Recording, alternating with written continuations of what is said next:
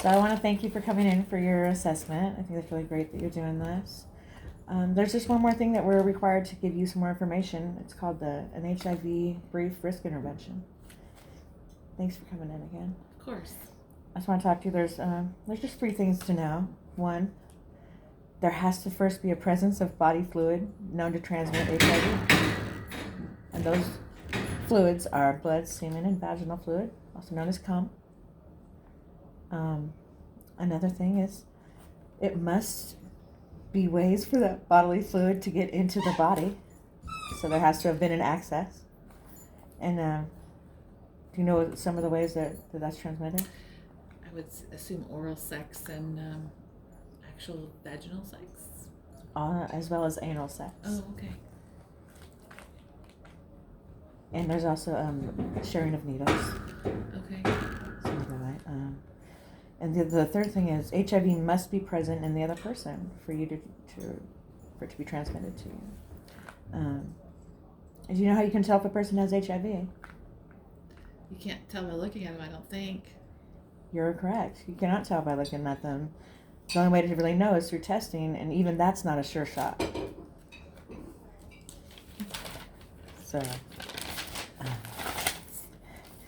mean, it sucks that you can't detect if a person's carries the HIV in their blood, but what you do know, and you can depend on, is if you've had any contact with one of the 3 body fluids, which are, again, what are they? Blood, semen, and saliva? Not saliva, no. What was the That's other a one? myth. Saliva, you can't. What's the other one again? It's vaginal fluid. Vaginal fluid. Yes.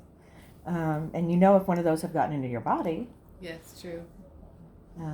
So there are things to reduce the risk of getting any of the 3. And do you know what any of those are? Probably protection, using like condoms, and maybe asking the question if they've been exposed. I don't know the third one. There's not any numbers. There's just things that can reduce the risk.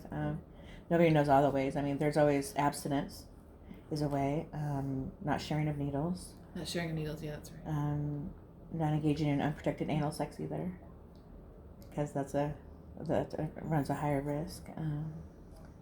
So that's just how a person can decrease any risk that they might have for contracting the HIV. Do you have any questions? Is there resources somewhere online I could find? There's so many places online. Perfect. HIV.org. Okay. It's a great place for information. Breaking the Myths. Perfect. That's a good search engine to type in.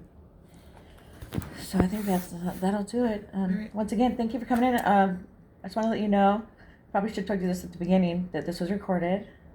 And I told you in person before I started it, but I just wanted to read on while we're being recorded that you are being recorded. And Thank you. I did record this for training purposes for myself to reflect back on. Thank you. So thank you so much.